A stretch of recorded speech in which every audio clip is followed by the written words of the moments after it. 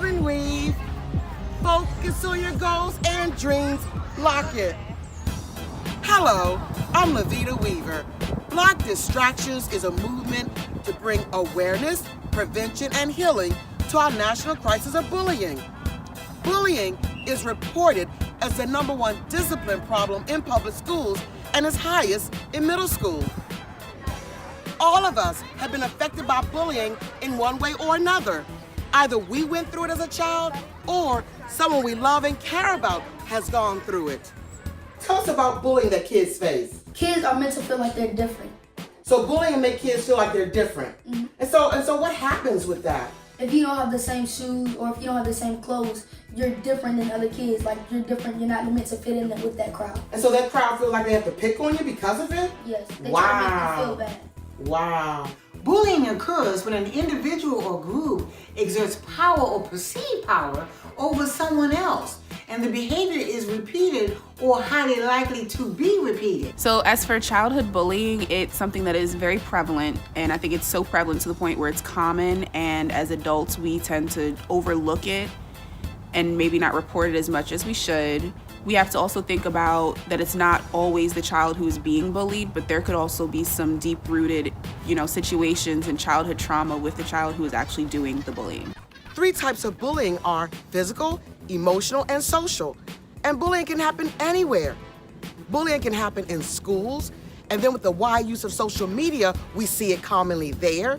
And then I've seen what I call Bible bullying. Not only that, bullying behavior takes place every day in the workplace. And this pain ignited my passion to reach out and make a difference to help others.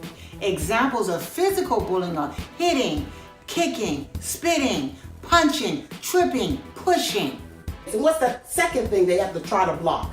Peer pressure. Tell us about the peer pressure. That's a biggie. That was big when I was growing up, and it's big today. So tell us about that. Kids are being forced to have sex and hug and kiss and different things like that when you're only in 7th grade.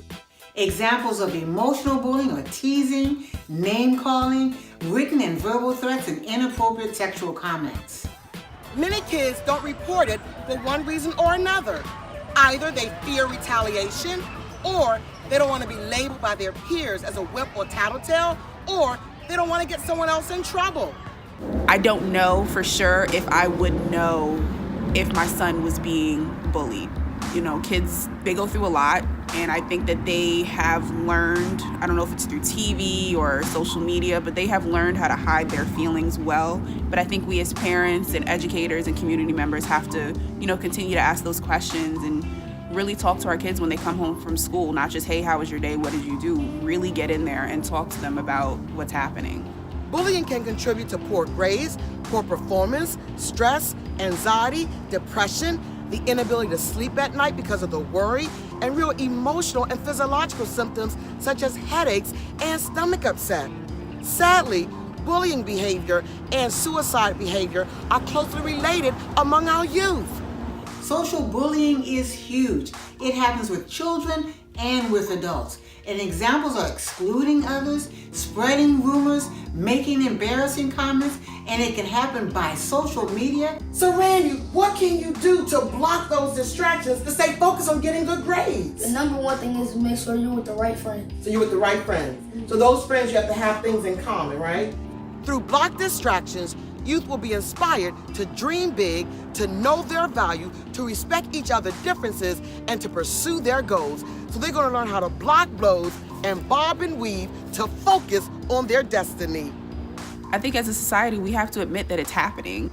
The earlier our youth can learn their value, and the earlier they can learn to respect one another's differences, the earlier they can grow up into happy, healthy young adults.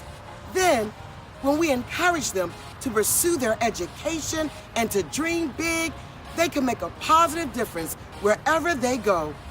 For every human being deserves the basic human right to live, learn, work, and play in healthy and safe environments. Show us that movement to block those distractions.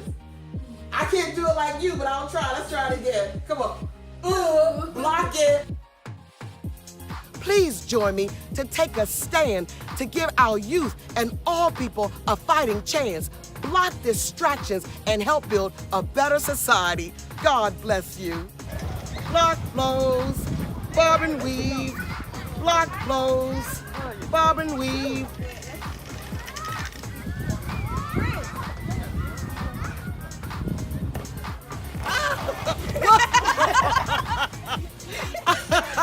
Block Distractions is dedicated to one of my greatest mentors, my eldest brother, Arthur L. Weaver Jr.